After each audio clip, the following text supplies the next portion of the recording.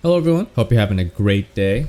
Sentry builds are becoming more common for me, and as I continue to experiment and see which build complements which Sentry, there's two that I'm struggling to find a unique build identity for: the Machine Gun Sentry and the Gatling Sentry. I couldn't find any videos out there describing the difference between the two, so I wanted to make this video where we can not only break down both of these Sentry stratagems, see how they fare against the bugs and the bots, compare them, and just see how they stack up together. Now, these two sentries are very similar. From all the other sentries, these are the only two that fire bullets. Beyond that, they fire the exact same caliber of bullet. In fact, so do these other stratagems. So what I mean by this is that the damage per bullet and the armor penetration is the same. Anything that the machine gun sentry can penetrate and kill, the Gatling can also do the same, and vice versa. So what other stats are worth comparing? And we'll see here that the fire rate, the Gatling Sentry has what I believe to be the highest fire rate in the game. But how's the ammo capacity? Well, it doesn't look so good if you're team Machine Gun Sentry, because without any of the ship upgrades, the Gatling Sentry has 3 times the amount of ammo than the Machine Gun Sentry. Turn rate is pretty much the same, and the only thing that really goes in favor of the Machine Gun Sentry is cooldown time. After patch 1.000.4, the Machine Gun Sentry cooldown has reduced from 3 minutes to 2 minutes, while the Gatling Sentry still has a 3-minute base cooldown. Now, pre-patch, there basically wasn't a real reason to argue in favor of the Machine Gun Sentry. If you wanted to bring a bullet-fed sentry turret, just bring the Gatling. Arrowhead was aware of this, and in their blog post alongside the update, they stated that the Machine Gun Sentry felt like a worse version of the Gatling Sentry, and we wanted to have a different place in the toolbox. And this makes sense, because it was really bad compared to Gatling Sentry. But all they did was lower the cooldown by a minute, and this they thought would make it more available and more useful when changing position often. I was glad it got some attention in the update, but I was disappointed that this was all the attention it got.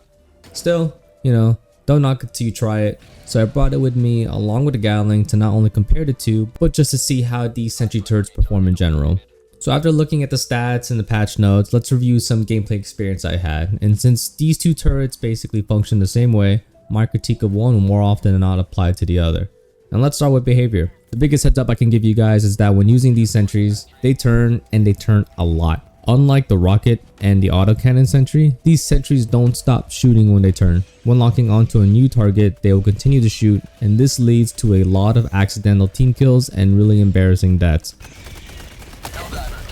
Especially because their barrels are head level, so that multiplied headshot damage will just pop to you instantly like a gusher. And as you know, pretty much every turret can team kill, but because of the turn speed and the fire rate, especially for the Gatling Sentry, you need to be twice as aware of where enemies are coming, because that direction they're approaching from is likely where the turret will be shooting at. Like the other sentries, the only thing needed to shoot a target is to be able to see one and for it to be in range. For both the machine gun and the Gatling Sentry, they have an effective range of 75 meters. When affected by something like a blizzard or anything similar, their range drops down to around 40 meters.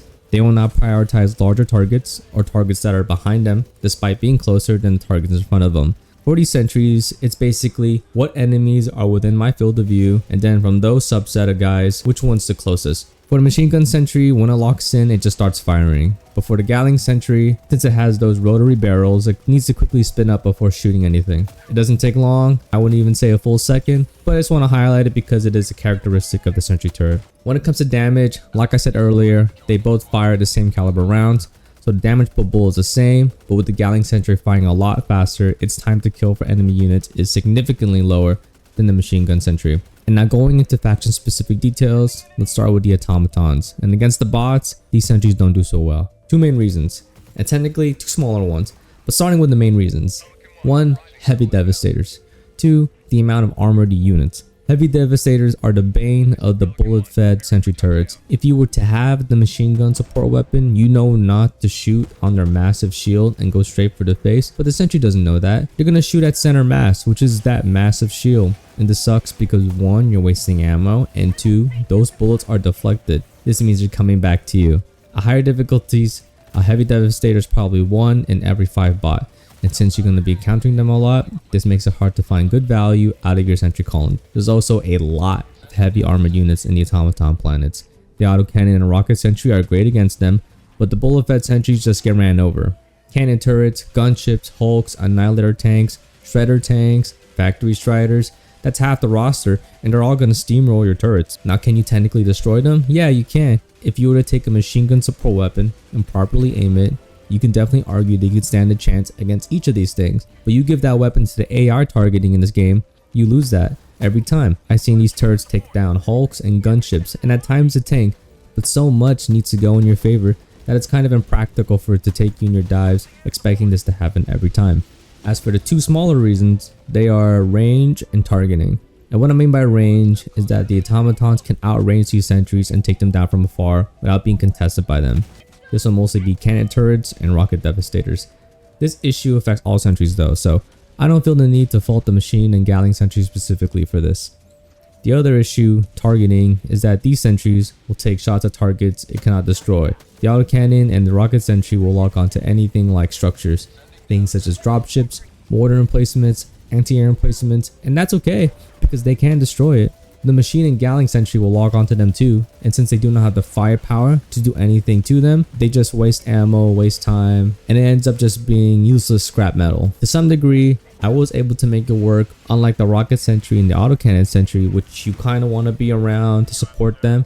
I feel that these sentries should be kind of used and forgotten, given that they burn through their ammo faster than other sentries and that they shoot pretty much all the time, whether enemies are in front of their face or not. They can take care of themselves. Now that sentries have durability and aren't so easily destroyed, even when thrown into the thick of things, the sentries were able to empty pretty much all of their ammo, if not shoot 90% of it before getting destroyed. I have a good amount of success throwing it to the side, where it draws aggro away from me, the bullets that it fires can't hit me, and should there be a heavy devastator in the mix, it can't reflect the rounds back to me. So overall, for the automatons, you can bring it, but you're gonna have a bad time probably. As for the Terminids, it gets a lot better here.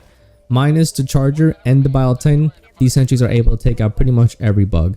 Plus, there's no 6 feet tall shield of steel here to reflect rounds back to you or your teammates. The only thing you need to really worry about when bringing the Terminid planets are, like mentioned earlier, friendly fire, chargers, and Ballistines. Technically, chargers can be killed by the sentries, but you'll need to have the charger aggro onto something else, since they can only shoot at it from behind at its soft backside. Same argument for the tank and the Automaton planets.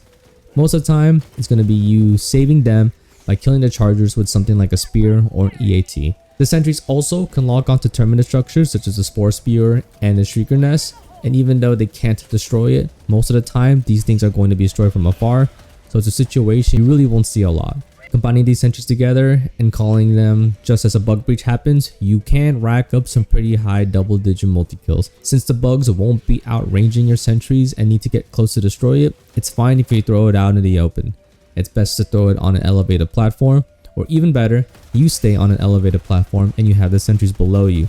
Setups like this will make it really hard for the sentry to accidentally kill you with friendly fire. A big part of sentry gameplay I didn't go quite into yet is aggro. Sentries are really good at drawing aggro, and to be honest, one of the reasons you can see yourself taking the machine gun sentry over the Gatling sentry is because you can use that lower cooldown to call it more often and use it as bait. If you need to complete some terminal inputs or redirect enemies one way while you go another, you can treat it like a 2-minute get out of jail free card.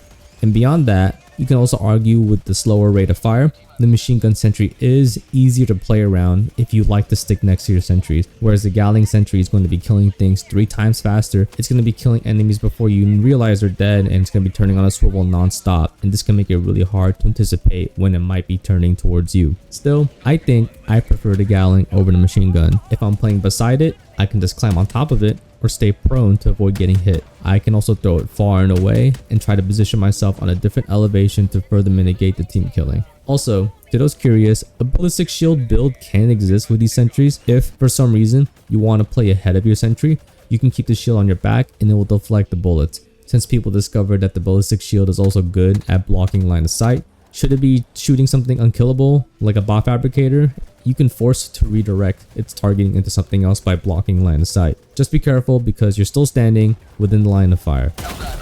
In terms of loadout options against automatons, I take a loadout focus on taking out shield devastators, tanks, hulks, and gunships. So something simple like a Scorcher primary with an autocannon and 110 rocket pods. Against Terminids, same thing, you let the sentries focus on the light and medium armored enemies and you take care of the units it cannot kill, which are the heavies. So a spear for Ballistines and chargers, and a stun grenade just to prevent chargers from steamrolling your sentries. Jump pack is a nice idea for helping you reach good locations for your sentries. Servo assisted can be another layer of help in getting good positions for your sentry, as well as helping making sure enemies get aggroed far away enough and walk a significant distance away from you. But that's pretty much it for the video. Hope you guys enjoyed this breakdown / comparison / guide. If you like what you heard and like what you see, be sure to like and subscribe. I have more Helldivers 2 content like this, and I've been enjoying posting almost daily Helldive missions. So if you're interested in more stuff like that, stay tuned. Appreciate you guys for checking out the video, and have a nice day.